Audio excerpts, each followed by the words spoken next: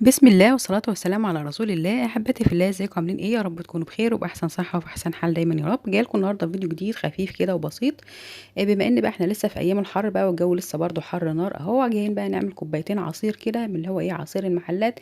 ناس كتير بتشرب الفراولة بره في المحلات، بيبقى فيه فرق كده وبيبقى فيه طعم مختلف عن اللي احنا بنعملها في البيت. واقول لك السر في رشة واحدة بس، حاجة بسيطة خالص وبسعر بسيط جدا، مش مكلفة، مش فلوس كتير، يا دوبك هو جنيه واحدة بس كده. من اللي احنا يعني بنصرفه في البيت. الفراولة طبعا احنا مجمدين فراولة من ايام الشتاء، وده مش موسم الفراولة. الفراولة بتاعتنا مجمدة زي ما انتم شايفين كده.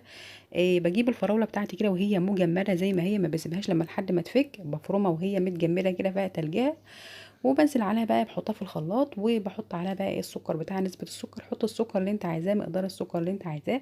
حابة السكر يكون عالي حطي، حابة السكر يكون واطي براحتك خالص. في ناس ممكن ما تحطش سكر وتحط عسل. استخدمي البديل اللي انت عايزاه.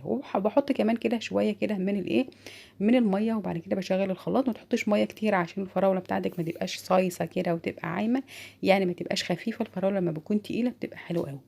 في ناس بتحب تعصر معاها بتاع، تحط معاها قطع بنجر. لما تحط قطعة البنجر يفضل تكون مسلوقة، علشان ايه، ومتبرده، علشان الفراولة بتاعتك ما يبقاش إيه يعني طعم البنجر وهو طري كده بيبقى له طعم مختلف شوية كده. وبعد كده نيجي بقى للرشة اللي هي بقى سر المحلات، وهي رشة الفانيليا. زي ما انتم شايفين كده، بجيب كيس من الفانيليا، كيس بجنيه، مش كتير يا جماعة. وبتنزلي بيه على الفراولة بتاعتك وهي في الخلاط كده، بيديلها طعم وريحة ونكهة جميلة جدا، بتبقى زي بتاعة المحلات. وهو ده سر فراولة المحلات والعصارات.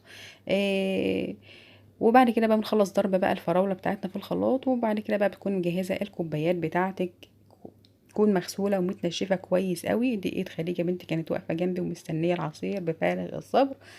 زي ما قلنا كده، بنكون مجهزين الكوبايات بتاعتنا تكون متنشفه كويس قوي. لما تيجي تقدمي عصير لازم الكوبايه بتاعتك تكون متنشفه، ما ينفعش، ما يصحش ان انت تقدميها كده في ايه، في الكوبايه وهي مبلوله كده، يبقى شكلها مش ظريف وشكلها مش حلو. وبعد كده بننزل بالعصير بتاعنا بقى في الكوبايات بتاعتنا زي ما انتم شايفين بالشكل الجميل ده. كوبايه عصير كده لحر الصيف. سهله وبسيطه خالص. فيديو النهارده يا رب يكون عجبكم. لو عجبكم الفيديو فضلا وليس امرا اعملوا لايك واشتراك وفعلوا معايا زر الاشتراك عشان يوصلكم مني كل جديد من فيديوهات مطبخ ام عبد الله. استنوني في فيديوهات جايه كتيره. شكرا ليكم والسلام عليكم ورحمه الله وبركاته.